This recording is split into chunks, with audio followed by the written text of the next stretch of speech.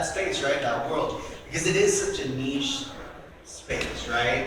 And I feel like we all have our collecting stories and like origin stories, right? A lot of people start collecting like, let's say like the vintage figures, right? For a lot of us that grew up in the 70s and 80s, we started collecting the Kenner figures. And kind of from there. I actually similar thing, right? I was always a collector, always collected everything, rocks, dice. I collected rocks too. What is it? Okay, the rocks and minerals to Star Wars collection pipeline is very real. I'm not the only one. Yeah, and a couple other people. it's the Alderaan pieces. Yes. Like pieces of Alderaan. Yeah, but yeah. So as far as like collectibles go and like collections, right? We all have our origin stories. I started with the vintage Kenner figures, and I kind of go from there. Obviously, there was this time like in the '90s where it was like, I don't want to say taboo to be a Star Wars fan, but there was that kind of dark times, right? Where there was really no content out. So I kind of stopped collecting that stuff. I got into like wrestling. I got into different things. And it wasn't until the Power of the Force figures came out, like the red, orange cards. Remember those? They came out like the buff Leia. So when those came out, it kind of respawned my interest for Star Wars. Wow, like look at this Boba Fett figure. Like it looked so legit, and it was like one of my first of those like orange ones I got. And that kind of got me started. And I was probably like maybe middle school, maybe early high school when I started collecting that stuff again.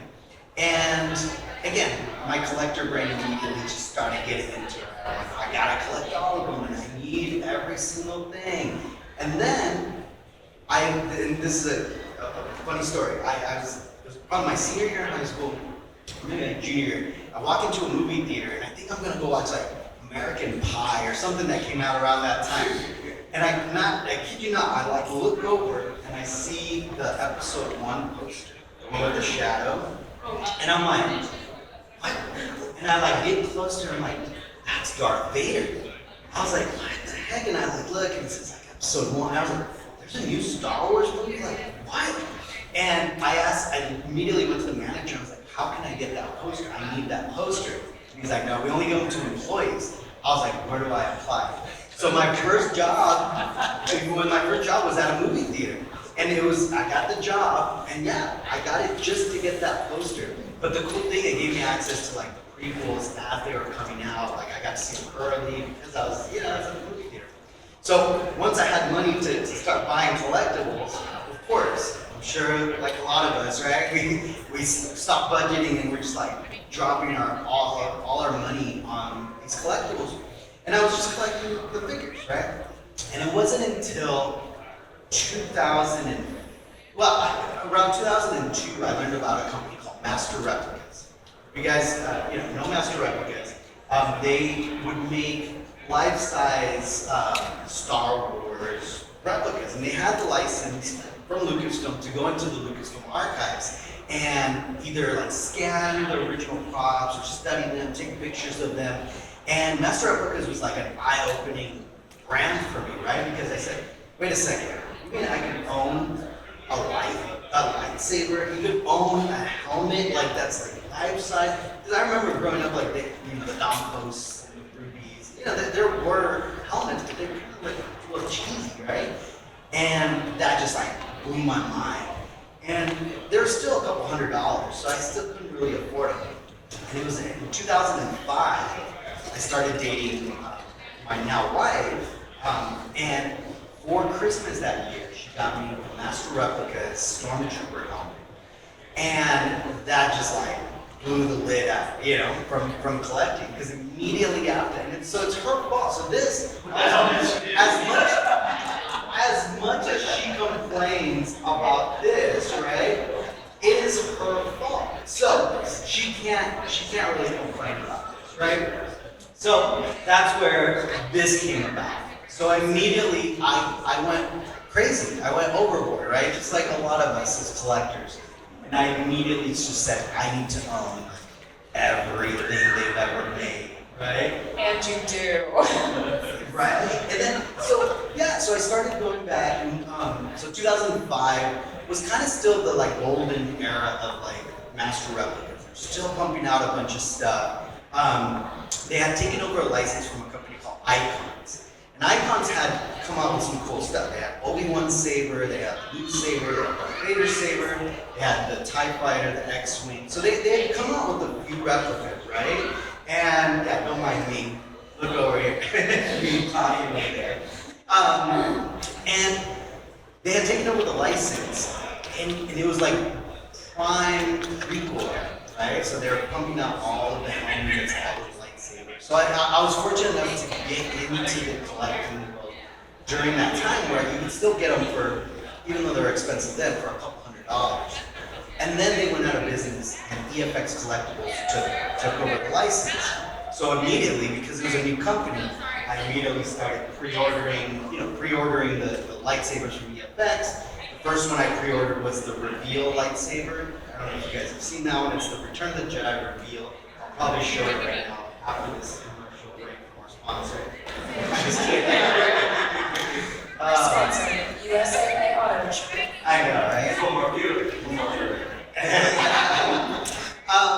So yeah, so like some of these companies obviously going forward after that started getting licenses to create some of these prop replicas. Regal Robot being one of them, right? They started creating the replicas around 2016.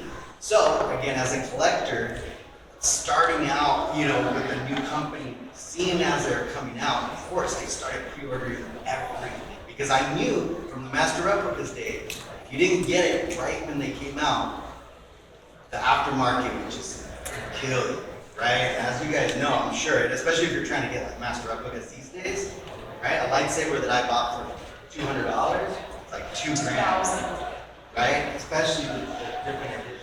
Yeah, I have the Palpatine, the Emperor Palpatine Master Replica's lightsaber, and my uncle actually gifted it to me because I grew up in a family that was very nerdy, essentially, and I fell in love with it because when I was like very, very young, I would go to my cousin's house and look up at these 6-foot statues of like Boba Fett, which was the Dawn Post Boba Fett, and I'd see beautiful statue. It's like the Jedi braids, and it's so good. And I'd see like Han Solo Carbonite, which is also Gabe has the same one.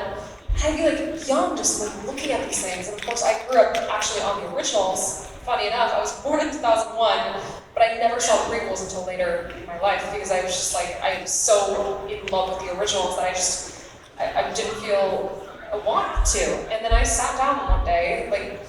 Long time ago in a galaxy far, far away. And I went through the prequels, I was like, wow, these are, like, it just expanded my mind, because like you said, you see that poster of baby Anakin and Vader looming over, you're like, this is some deep stuff. And growing up around that, I mean, he had Jar Jar Binks, he had a life-size Jar Jar Binks.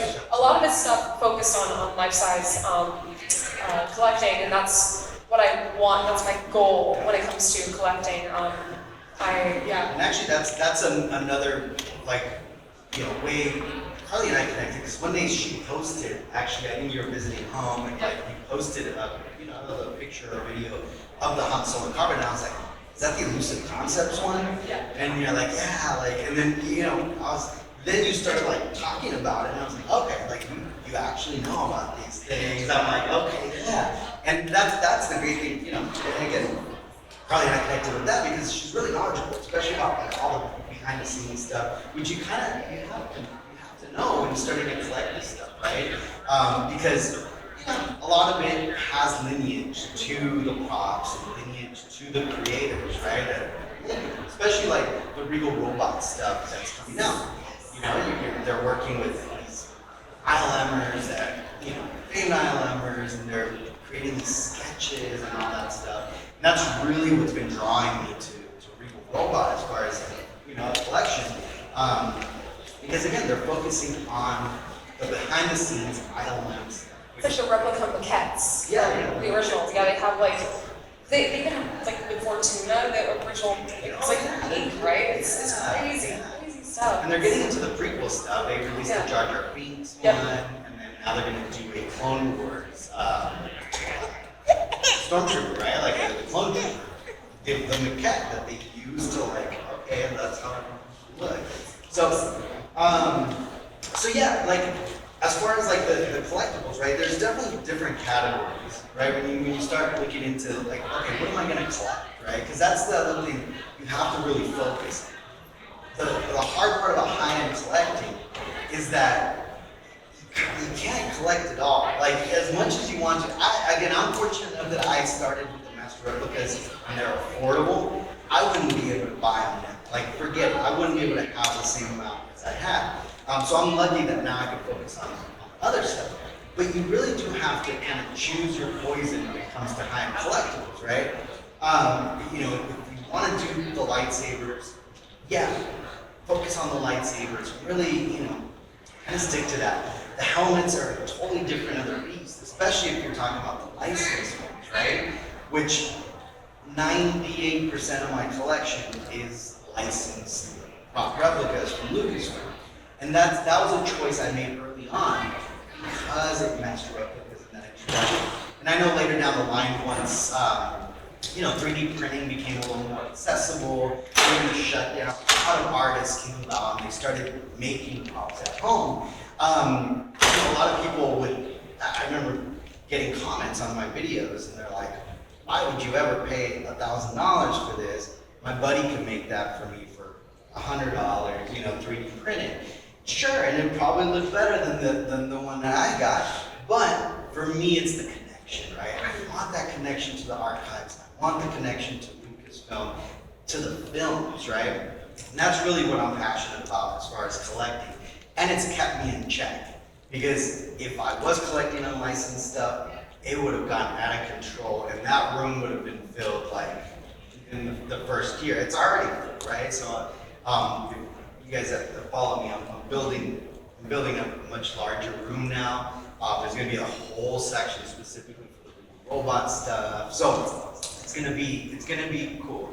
You happen to pause it on the only one of the few unlicensed ones. Well, I wanted to point out just the Bausch layout. I'm so sorry. Yeah. I wanted to point it out because Regal Robot, or no, is it EFX? EFX is creating a Bausch layout, and funny enough, I never knew this until a couple weeks ago. I was reading, there's a guy named Brandon Allinger, and he wrote an incredible book highlighting all of the costumes and helmets and everything in Star Wars. If you have a chance to go, just check it out, it's incredible. And I was flipping through this book, and I happened upon the Bausch Leia from Return of the Jedi. And this is my favorite, like, female costume in Star Wars. It's my favorite Leia costume. It's my favorite just like soft goods costume in Star Wars mostly. But this helmet on one side, I never knew this until now because we know like the whole origin of like Team Check's 1138. They want to put 1138 in every single Star Wars. Like it was in every Star Wars. I knew the A New Hope one. I knew the Empire one. And I didn't know the Return of the Jedi reference until now. It's actually on the side of the Bausch helmet. It says 1138. I was like fascinated. So that's why I love collecting props like this, because it's just that lineage, like you said, it's cool to have that reminder of like, oh, real people made this stuff, who are passionate about it, and it's nice to at least give that back to them. And that's another whole like Bugs honestly, after, like, yeah, bugs after. Bugs after the next commercial, right? So that's even another category in itself, right? Found parts. Found parts. There's collectors, right? You got the licensed stuff. You got the helmets. You got studio scale. There's collectors that collect found parts, right? And these are things that the ILMers just found in the wild and just used it and put it into the prop or put it into the ship. And, you know, just try to find them, right? Like the vibro axe, right? Like the Return of the Jedi vibro axe that Billy D. Williams has. Like, you know, they use actually a piece of a Kenner blaster, like a Kenner Han Solo blaster. They cut it out, it's on there. They use like a plumbing thing, They use a little knob from a Yamaha, radio or amp. So like once you start writing about all these found parts, it almost becomes like a scavenger hunt, right? You start noticing. Yeah, you start. The ice cream maker. The ice cream maker, right? Yeah, like Antonio. Yes, yeah. Oh my gosh. So that's a whole other, just category, and I love it. And that's one, like, obviously even just the Graflex, right? To be able to find an original Graflex, even with the bulb still on it, you guys know it. Especially if you heard Roger Christian's here, he got a camera, right? There's a camera flash, and that's what he uses as a lightsaber. So there's people that will collect that, right? Someone came to my table with one yesterday, and I was like, where did you get this? Like, it was the 3-cell Graflex with it didn't have because he took it off, but it was the lightsaber that he got signed by Roger Christian. He's in the back right now, he's just raising his hand. And I was like, can I talk about it? Yeah. Oh, can I talk about the price? Yeah, sure. Okay, cool. Got lucky. He got lucky, because these things go for like thousands. $280. Dude, right? Yeah. eBay. So refresh, do newest added, Graflex, you will find like good stuff, master replicas. People just like, I need to clean out my storage unit. I don't care, I'll just take this Graflex, take this ice cream maker or whatever. And it's like, these things are history. Well, like the MK1, right? Like the grenade. Like it used to be a live grenade, and they used it for Obi-Wan's saber.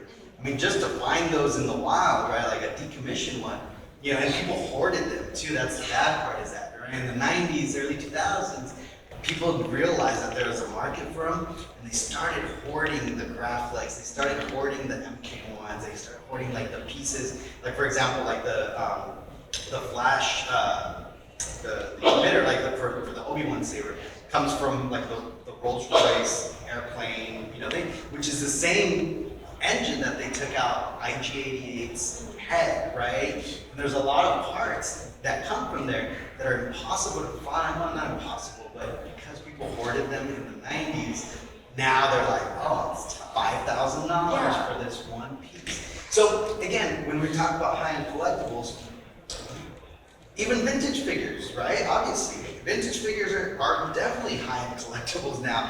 I recently just finished my original run of the 97, it's 96, 97, and I was surprised because I hadn't collected Kenner, in decades. I was like, wait a second, like, this thing was $1,000 for this figure? Like, no way. But obviously I had to collect the whole set.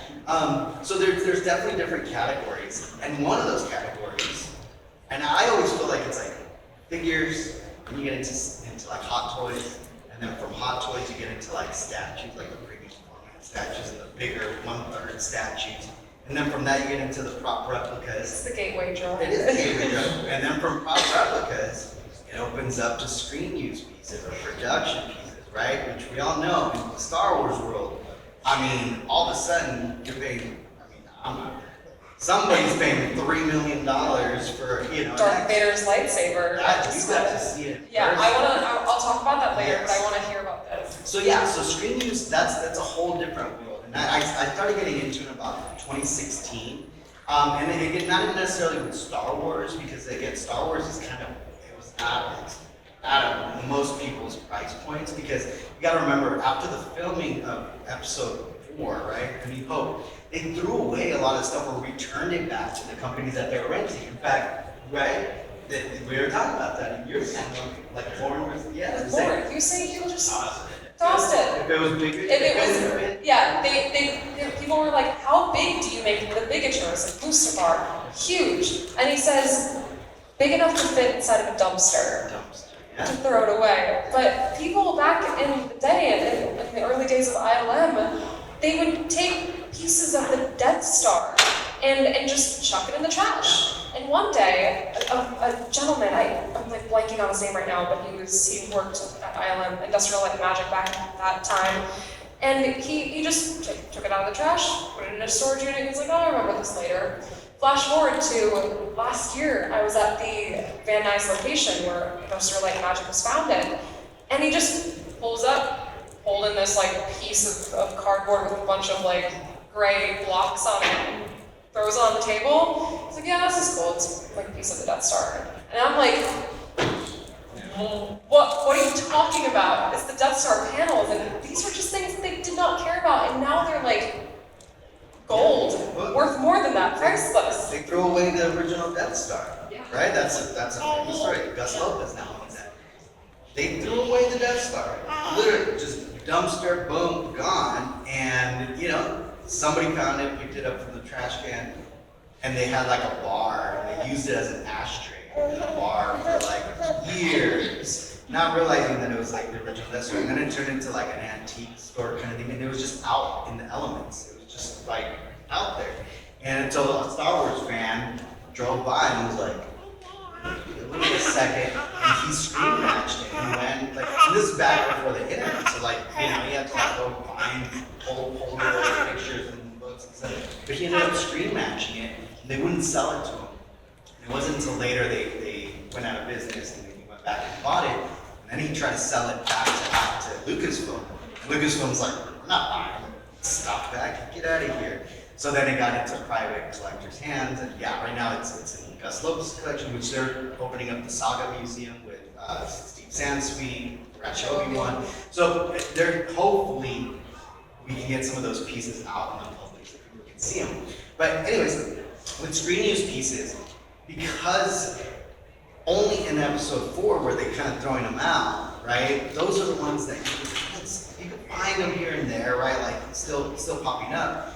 But like Empire Strikes Back and Return of the Jedi, they created the archives, right? They created the Lucasfilm archive. So they actually kept a lot of the stuff. And the stuff that did get out, it was walking off the set. So then that's why it's become even harder to get, because it's almost like a black market sort of deal, right? Because it's like, well, we're not supposed to have that. You know, that wasn't supposed to walk off the set, right? So that's why Star Wars props, screen use props are hard to like get, and that's why they're so pricey. I've been fortunate enough, I have a little piece of the Death Star that I got at the prop store back in the day. I got some Andor pieces, which I absolutely loved, and it was like right in when the first season, it was like mid-season, some of these pieces came up for auction. And I was like, I hadn't even, obviously the rest of the season hadn't even out, so I was bidding on stuff that like, I didn't even know what it was. I was like, they haven't even showed the rest of the show, but it said Andor, and I'm like, I'm bidding on this, like my favorite series. Smart. So luckily I won 3 pieces, one of them being this piece, which is one of the emblems from the Imperial doors, from like where the generals have their meeting, that white room, but they also use them for the interrogation rooms. So I hate to use the word screen use because you have, with screen use, you kind of have to match it to something on screen. This one would be impossible to screen match because they used them in so many rooms that I don't know which one it's actually used in. But anyways, yeah, I have some Andor pieces. One of the most iconic pieces, which I'm sure I'll show in a little bit, is like a blaster, not blaster, but like a cannon from the tank that got blown up at the end of season 1. It was a practical tank. There's literally like a giant like rubber blaster. And it got flipped, got blown up. Someone took that. And because they threw away the tank. It's a practical prop. They threw it away. And it ended up in this auction, and I ended up winning it. And to me, that was like one of the coolest pieces that I've owned, because I'm like, dude, that tank explosion sparked the rebellion. Right? That was like the thing, right? It's like, We were talking about that yesterday in the Andor panel. Star Wars, when it comes to Andor and a lot of these, that whole arc of like, you know, the Death Star being built, Mon Mothma escaping Yavin, like all that, it's like a game of chess. No matter how small the piece and how minor the move, like these man's pants on the screen, no matter how small the piece is, it is such a big part of, like we wouldn't be where we are in A New Hope if it weren't for, you know, Erskine helping Mon Mothma escape off of Coruscant. Like it's amazing how little things. yeah. It's hard. No, you're good. Yeah. And yeah, so screen use props, like I said, those are the ones that are pretty hard, and I always consider that kind of like the top tier.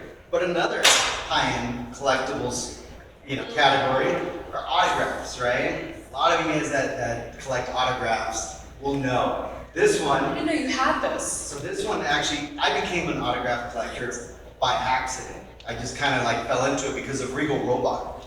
I was never an autograph person. I wasn't interested in it. But Regal Robot started coming out with like certain signature editions. And I had some master replicas when I was like, I got Mark Hamill, I got Carrie Fisher's done. I need Harrison Ford, but I ended up getting later, but I was like, that's it, I just need the main ones. But then Regal Robot started doing all of the legacy editions and the signature editions.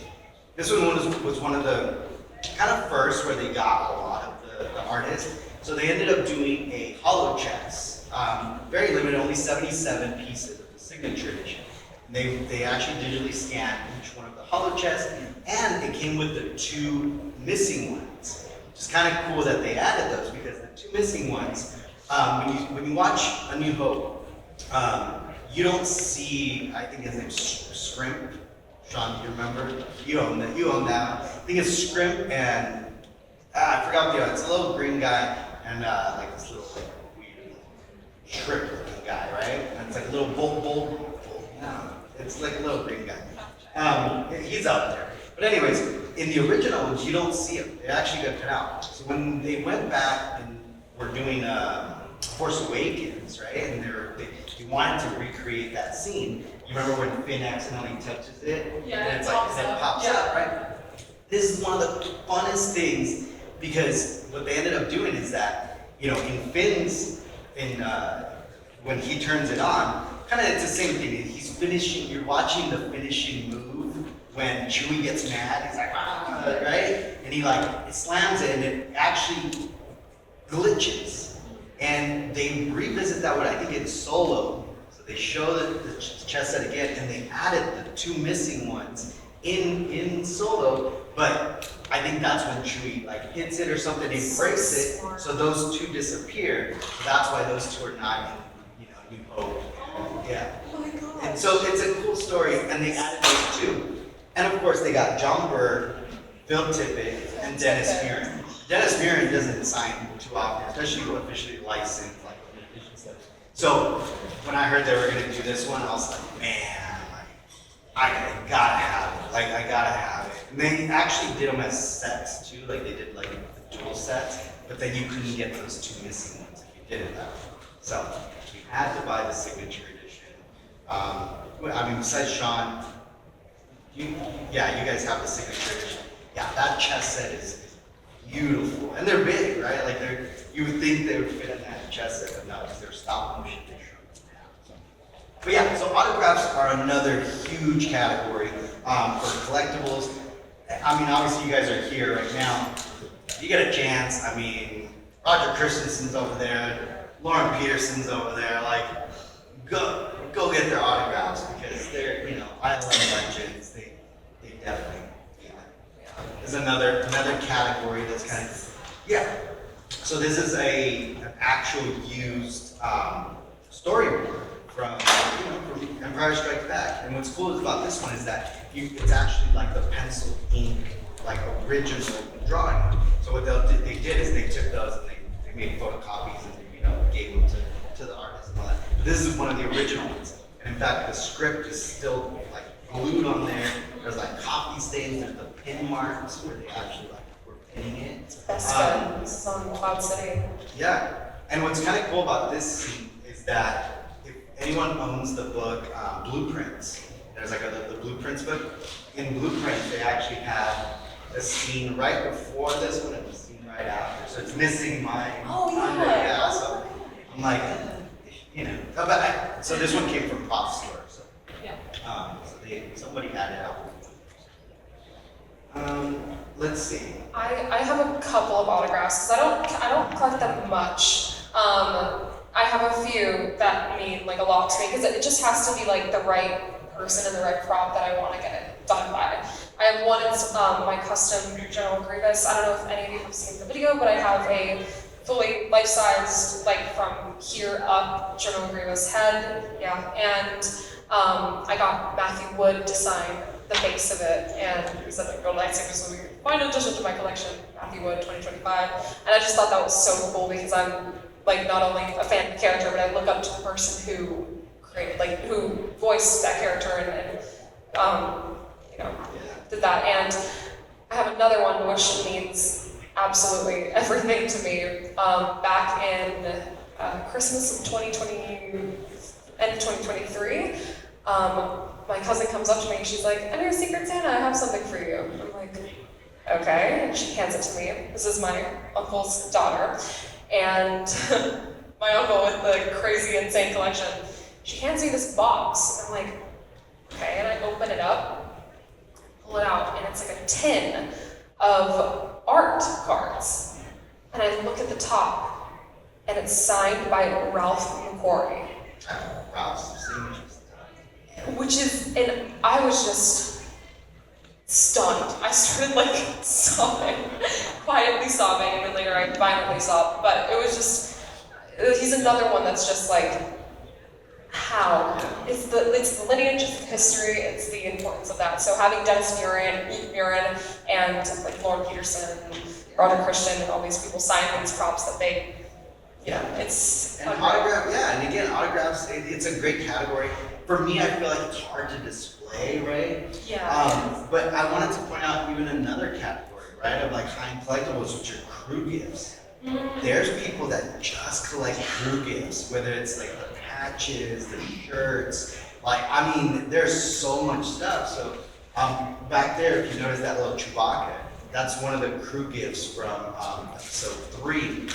And I mean, they're just kind of fun collectibles that, you know, there's a time, you're getting closer to the film, right? Because they only gave it to people that worked on the film. So yeah, that little Chewie, and again, I'm not focusing on that, but it's cool to just have like a little piece of like, you know, true history. You have the Industrial Light and Magic. It was the snow speeder back in, I think it was, That's another crew. that's another crew gift, the EFX one that did because they'll do replicas of the crew gifts, and it's like, it's the coolest thing. I saw it at the prop store last year, maybe 2 years ago. They had carries, and it was, those are, I think they're pretty cool. Yeah, no, crew gifts, and then funny enough, there's a Jeremy Bull, like little piece of the Sarlacc pit, because just like the Crate Dragon, right? We heard Roger Christensen, I don't know if you guys watched the panel, but yeah, they borrowed that big giant, you know, the skeleton from that Disney movie. They used it, you know, with the crash scene, R2 and C-3PO, and then they just left it there because they didn't have the budget to take it back, so they just left it in the desert. Same thing with the Sarlacc pit in Jabba's sail barge, right? They just left it there in the desert. So at one point, collectors went out there and they found it, and some of them grabbed like. Talk about a scavenger hunt, right? Literally. Yeah. So people grab like giant tentacles and like, you know, a bunch of stuff from the Sarlacc pit. And now these days, like, you're lucky you can find a little chunk of it, and it's just like all latex, right? So that's a little piece of the Sarlacc pit, but it's autographed by Jeremy Bullock. It was one of his last signings before passing away. So like that piece that's kind of cool. It's like the Sarlacc pit.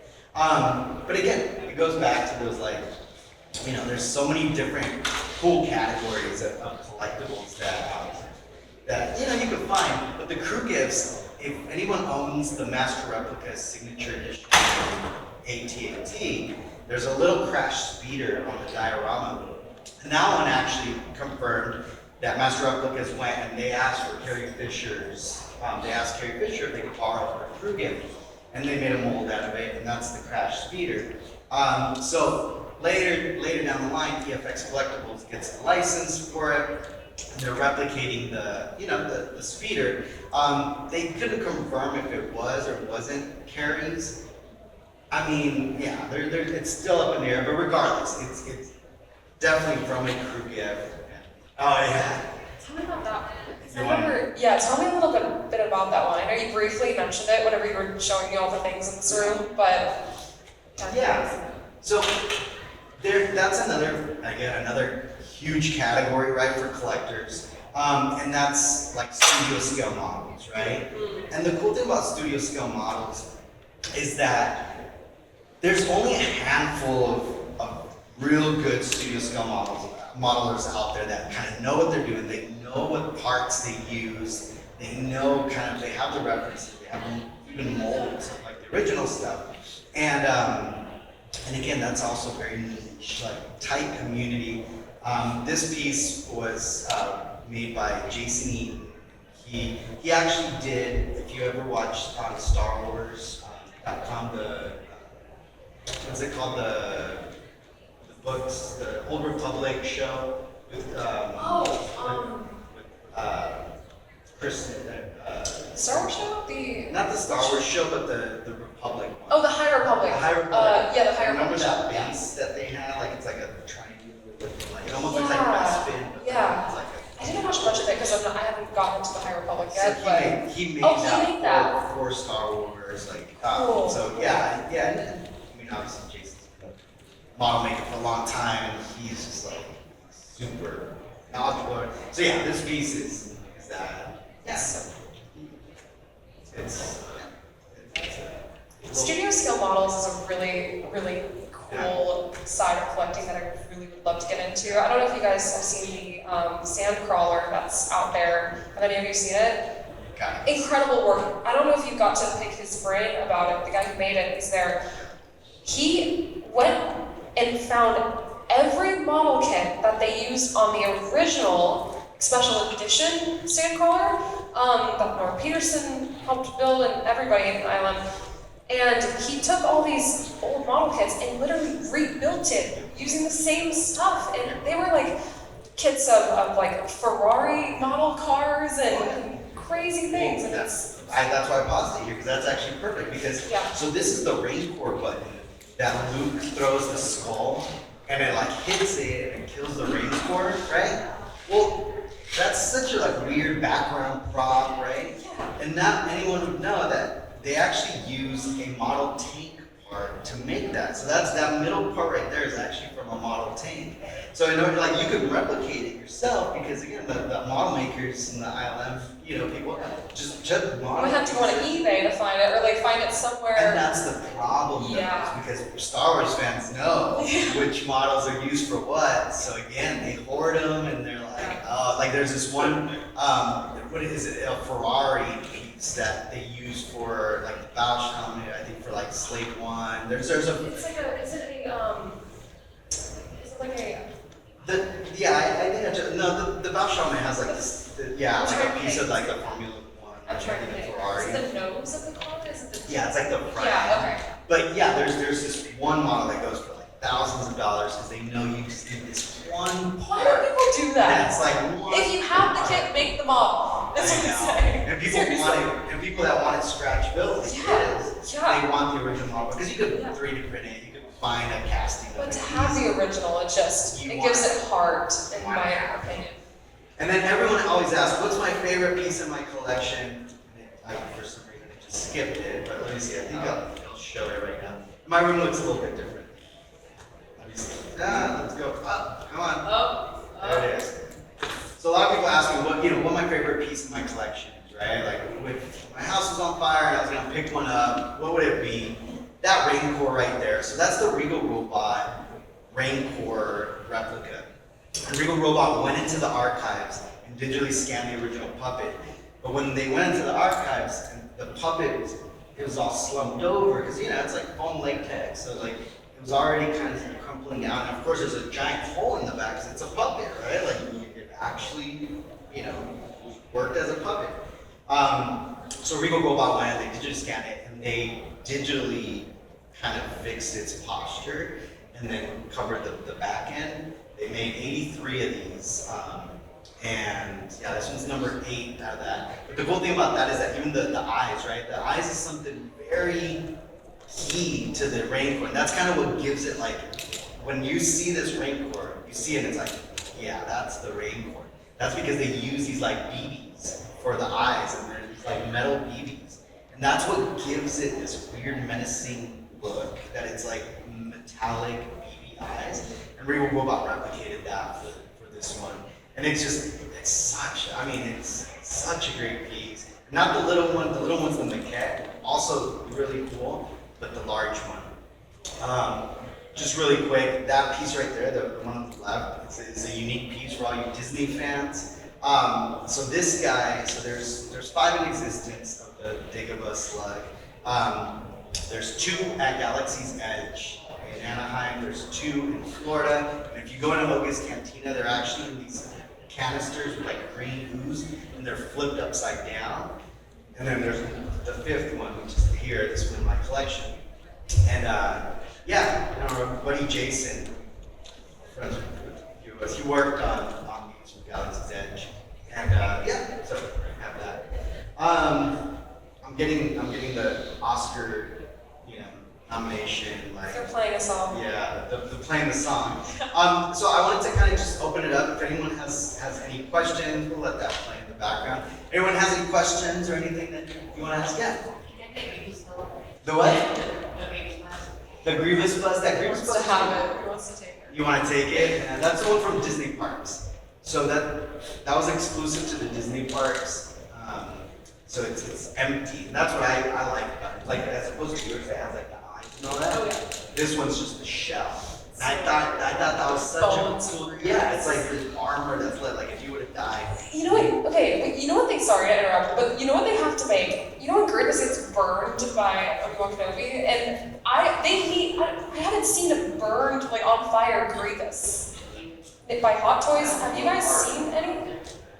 Okay, someone needs to make that because that'll be such a sick figure. Like a They did a thing working like back in the day, but that's equally like Really? It was a figure? Yeah. I It don't was like know. a 3 Oh, like the 3. Yeah. Oh yeah. Like the Yeah. if anyone's watching, let's. Anyone else? Question? Yes. Oh, that's a great question. Yes. You saw it, you were there. The EFX Collectibles booth at San Diego Comic Con. Not only that, but the panel, they announced some crazy stuff. Obviously, the Battleship helmet that EFX is going to come out. But I'm super excited about the Vader helmet. Oh, I was gonna say the McQuarrie. Well, the McQuarrie helmet, yes. Vader helmet's. It's a. But It's really cool. 3-tiered Vader helmet, come on. Like that, it's the reveal helmet, scanned from the original, like they actually went in and digitally scanned everything. It looks so legit. It even looks dirty for what the card is. I cannot wait for that. So yeah, that's gonna come out. Are you gonna get it? Yeah, absolutely I'm gonna get it. Oh yeah. Alright, any one final question? Yes, maybe I'll take it. All right, both of you. I know collecting is great hobby, but some of us are collectors that never sell. Are any of you two that type of person, or are you still will let go of some stuff? Never. I just put it all in my storage unit. If I don't want it on display, it's going in my storage unit. Unless it's like no, actually no, I wouldn't. I'm not getting rid of anything. Yeah, I'm kind of the same way. I'll let go of stuff if Like someone newer really. Black Series stuff, like if I'm not like a huge fan of the character, I might be like, hey, want this? But Yeah, I mean, look, if it's in my collection room, it's purposely there. I'm limited on the real estate, you know, in this collection room, as you guys can tell. It's pretty full. So it's like if it's going in the collection room, it's because I want it there. So it's rare that I'll sell something unless it's like a collector that like really wants it. They're like, oh, I've been looking for it. It's something that I kind of already lost, like, you know, that attachment to. Maybe, but it's rare. Like honestly, sometimes I'd like even just give it away or like trade or something, you know, just because like trade is the big thing. Yeah, I wouldn't want to sell it for.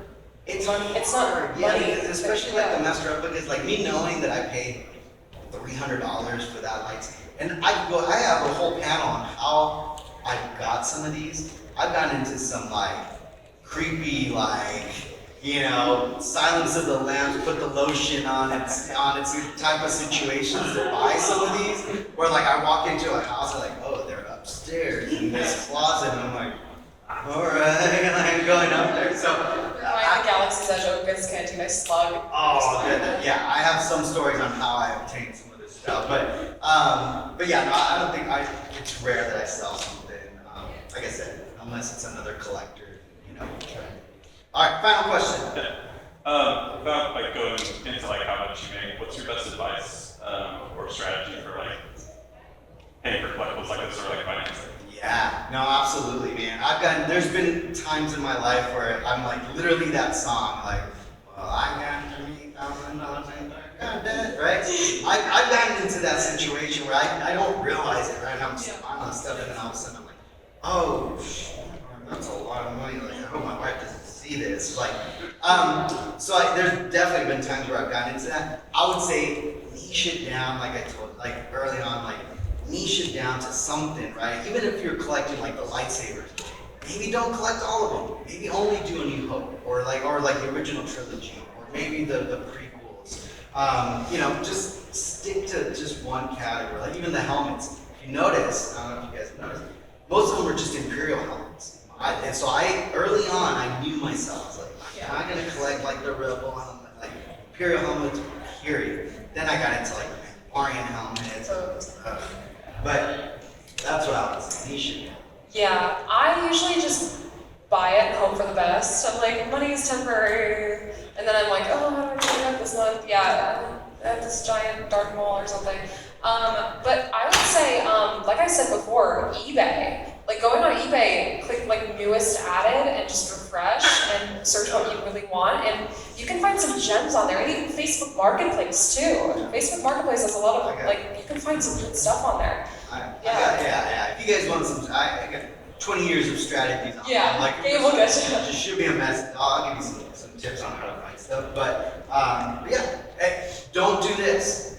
Don't get into different licenses. Don't get into like other collectibles because look what happens. Yeah. Then all of a sudden I start collecting Indiana Jones, Gremlins. James Bond, and Gremlins. Back to the Future props, like you got Dorothy Edward Scissorhands, Scissorhands. Marvel. I would have stolen that had I known you had that. All the like I started getting the vintage stuff. Like this actually answers your question. Actually, this is a perfect way to end this because this is what happens. You just start collecting everything. You just can't get into that. Don't do it because Don't do it. don't do it. You know what? Don't get into collecting. It's a dangerous I thing. don't know why you guys are here. I don't know. Maybe you I should have come today. I get sometimes like spouses just like coming up to me. You, I've seen your video. Yeah. How Like dare a screen, Pulp Fiction. We're all addicts. That's exactly what. This is an intervention for all of us. This is Star Wars Collectors Anonymous. Yeah, but thank you guys so much for coming to the panel. Thank you, Carly. Thanks for for having me.